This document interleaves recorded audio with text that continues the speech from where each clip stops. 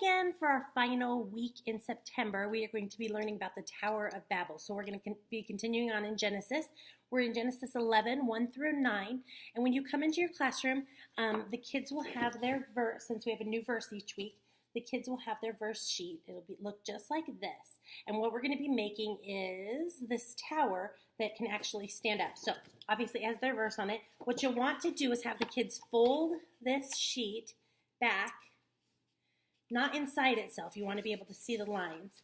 And then have the kids just cut along these lines here. So you want to fold it really straight, obviously. I was doing it quickly. I didn't fold it right. There we go. And then you just have them cut along the lines, the top and the bottom, just like that. Not on the side, just the top and the bottom, because what you're going to do is make a tower, and when it's all cut out, the little pieces of brick will come forward. This one is just on paper. You'll have cardstock, and it will actually be like 3D, and it'll stand up. Cool.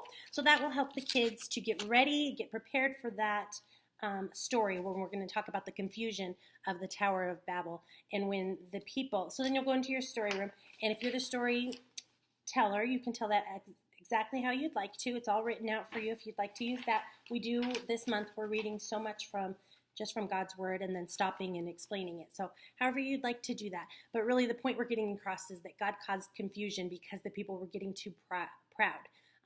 We're finishing up last week when God destroyed the whole earth because there was sin and there was no good in the world except for Noah and his family.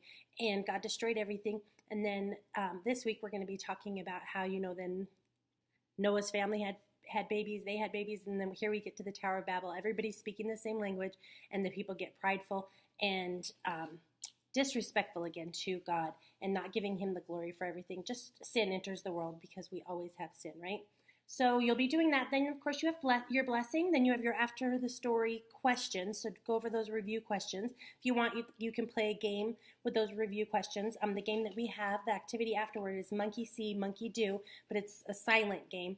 We're going to see if the kids can mimic each other without making noises because in the tower, right, in Babel, they were unable to speak to each other after God confused the language. So now we're going to try and get the kids to think about how they could communicate with each other if they didn't speak the same language, if they were silent and they didn't speak at all, how they could do that.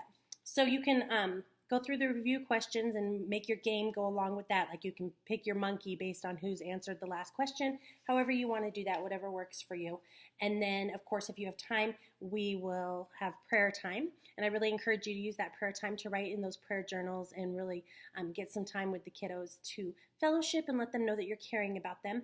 And then next week, we're going to start on Abraham. We're going to continue in Genesis, but we'll be learning about Abraham. And lucky for you, I'm sure you're all sick of seeing me, right?